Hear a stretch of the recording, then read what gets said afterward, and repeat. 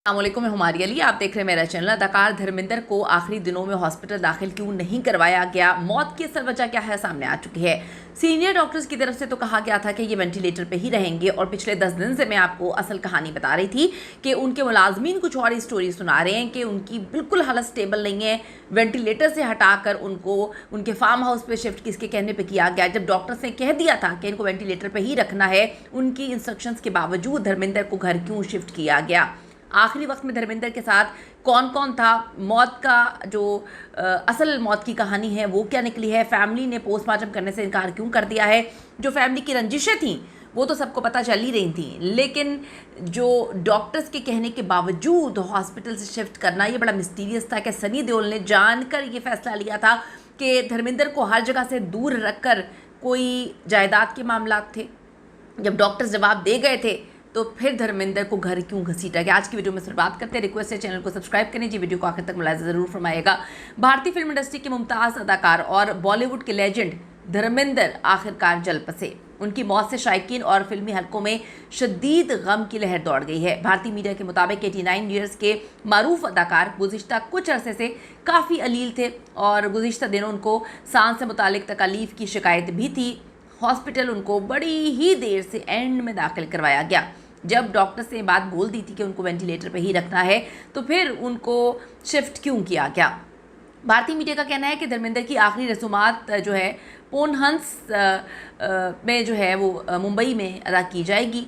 रसूमात में उनकी अहलिया अदाकारा हेमा मालिनी और बेटी ईशा देओल समेत भारतीय फिल्म इंडस्ट्री के कई बड़े नाम जो है वो शरीक हुए, जिसमें अमिताभ बच्चन, जया बच्चन, अभिषेक बच्चन, आमिर खान और दीगर अफराद ने शिरकत की है।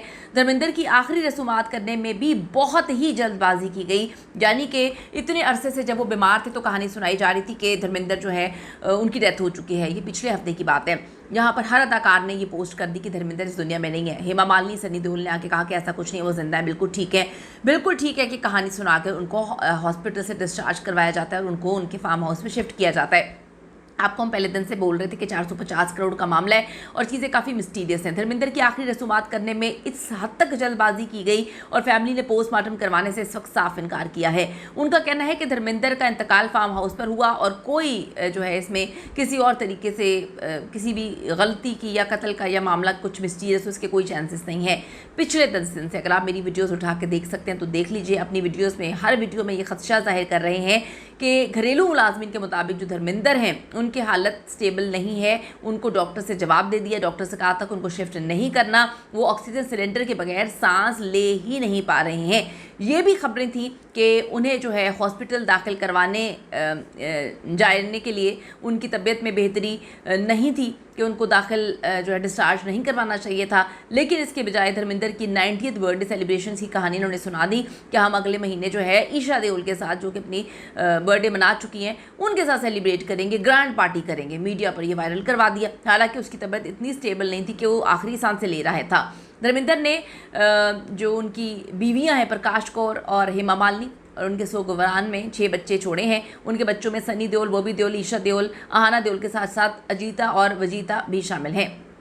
धर्मेंद्र की दोनों बीवियों और बच्चों के दरमियान तनाज़ात की खबरें नई नहीं है, बहुत पहले से वायरल हैं। प्रकाश कौर, हेमा मालिनी और सनी देओल के रिश्ते की कहानी सबको पता है।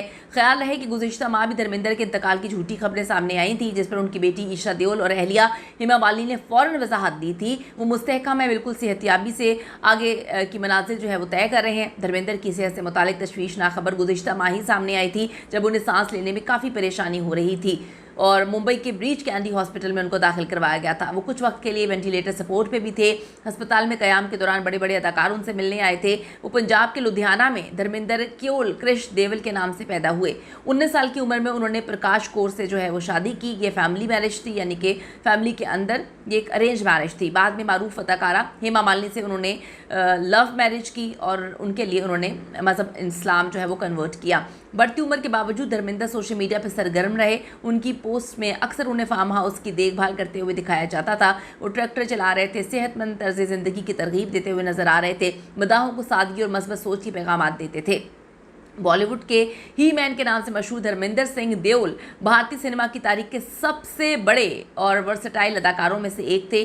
1935 में वो पैदा हुए। इस लेजेंड ने तकरीबन जो है 6 दिहाइयों में मोहित अपने बेहतरीन करियर में तकरीबन 300 से ज़्यादा फिल्में जो हैं वो की हैं। अपनी मुतासिरकुन शख्सियत, रोमानवी किरदारों की दिलफरेबी, एक्शन हीरो के तौर पर गर्म धर्म की हैसियत से उन्होंने शोले, फूल और पत्थर, चुपके चुपके, सीता और गीता जैसी शाहकार फिल्मों में काम किया। उन्हें अदाकारी की दुनिया में बेपनाह खदमात के एवज 2012 में पद्म भूषण के बावकार एजाज़ से नवाजा जाता है। धर्मेंद्र ने एक दिहाई तक सियासत में भी हिस्सा लिया, लेकिन उनकी असल पहचान उनकी लाजवाल फिल्में और करोड़ों दिलों पर राज करने वाली उनकी मुस्कुराहट रही। धर्मेंद्र ने अपनी 6 दिहाइयों पर मोहित फिल्मों में तकरीबन 300 से ज़ायद जो है वो फिल्मों में काम किया है और उनकी बेपनाह खूबसूरती, मुतासिरकुन स्क्रीन पर मौजूदगी और वर्सटाइल अदाकारी की वजह से लोग उनसे बहुत मोहब्बत करते हैं और उनकी लाजवाल फिल्में जो हैं वो आज बल्कि रहती दुनिया तक जो है वो याद रखी जाएंगी। धर्मेंद्र का इंतकाल भारतीय सिनेमा में एक सुनहरी दौर के अख्ताम की मानंद है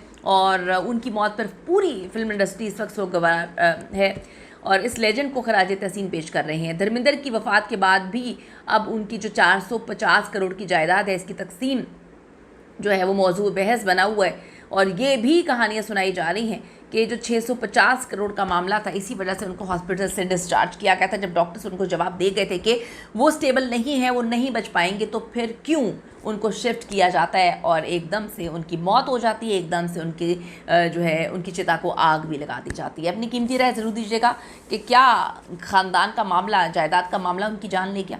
सी you in the next video.